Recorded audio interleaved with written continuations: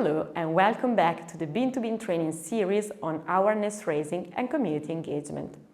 In this module, you will gain an understanding of the motivation of the commercial clients along the value chain.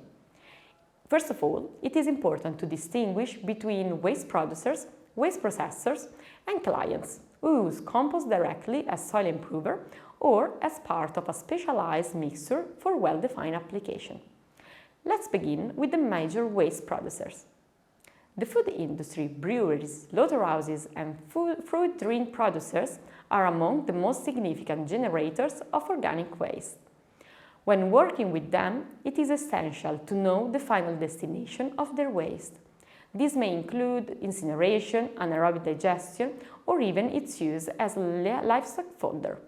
Each option has its own cost and revenues, and because organic waste is a substantial part of their profit and loss, financial aspects are often the key driver for these enterprises. If a more profitable and reliable option for valorizing organic waste is presented, they will be ready to follow. However, strict compliance with legal restriction is non-negotiable, especially for hygienic reasons. For instance, the European regulation on animal byproducts forbids mixing residues from meat production with residues from the plant-based industry. Kitchen waste from restaurants is classified as category-free material and must be hygienized, but this does not apply to household waste. Because investment in animal waste treatment facilities is so high, only a few large companies dominate this market, often developing innovative ways to valorize both animal waste and restaurant kitchen waste. Documentation and transparency are crucial. Compliance with regulation is not only a legal obligation, but also an important reassurance for industrial producers of organic waste. A motivation message for clients could be as simple as, "Don't worry about your waste, we have found an environmentally sound method for its valorization, in full compliance with the European law." At the same time, collection and transport must also respect hygiene standards and occupational safety rules. Containers should be closed and locked when stored outside, which also prevents them from being misused for littering. Let's now turn to the processors. Anaerobic digestion and composting facilities convert organic waste streams into useful materials, but their flexibility depends on the type of facility. This might be open compost piles, industrial composting, or anaerobic digestion in wet or dry systems. Each facility's license specifies not only emission threshold, but also which input materials can be processed. A plant will only accept inputs that can be turned into marketable products.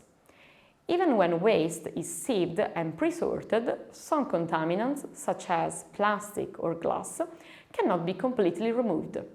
For these reasons, operators often define their own stricter quality requirements. If input materials varies in composition or show hotspots of contamination, it may only be accepted at a higher gate fee. A step further in the value chain are biorefineries. Unlike composting or digestion, these facilities aim to produce higher value materials. Examples include chemical intermediates such as fatty acid or molecules extracted from fruit peels and kernels, which can be used in a variety of consumers' products.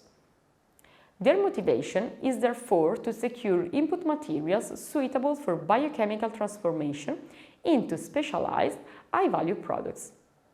Finally, let's look at the end users, the farmers. Farmers who purchase compost are usually interested in a clean, cost-effective product that is available right after harvest to increase the humus content of their soils. Visible plastics or glass make compost unacceptable. To match their needs, soil conditions should be checked with local experts such as Chamber of Agriculture. Compost should not only increase carbon levels, but also provide nutrients in line with local requirements. Ideally, the compost will comply with the European Fertilizer Regulation and carry a recognized quality label. Many countries already have associations dedicated to quality assurance of compost and digest it. These associations bring transparency to the market, which builds trust with farmers. For organic farming, soil improvers from biowaste are particularly valuable because only a limited number of fertilizer products are permitted. Organic farmers are even more sensitive to contamination risk, so it's vital to keep them fully informed with analytical data and to guarantee stable quality year after year. Establishing quality circles with farmers can also be a useful approach. This shows transparency and a willingness to exchange views openly. Beyond all these stakeholders, we must also consider the broader policy framework. The EU has not only committed to reducing greenhouse gas emissions, but also to removing carbon from the atmosphere through plants and soils. The upcoming carbon removal certification framework is expected to create standardized, tradable carbon credits, which could attract a new investment. As discussed in Module 3, carbon sequestration in soil can be assessed using module calculations. Yet, in practice, achieving the predicted values is challenging. For this reason, carbon sequestration is not yet formally included in the certification framework. Nevertheless, research continues at both European and national level to make measurement more reliable. A good example is the Netherlands, where farmers can use the BODEM-C or Border Carbon tool to evaluate the carbon balance of their field over a 10 to 15-year period, taking into account crop rotation and management practice. Tools like this may offer future opportunities to add yet another step of value to the biowaste to soil value chain. Understanding the motivation of commercial clients along the value chain allows you to better design your business model and anticipates the needs of producers, processors, and users of compost.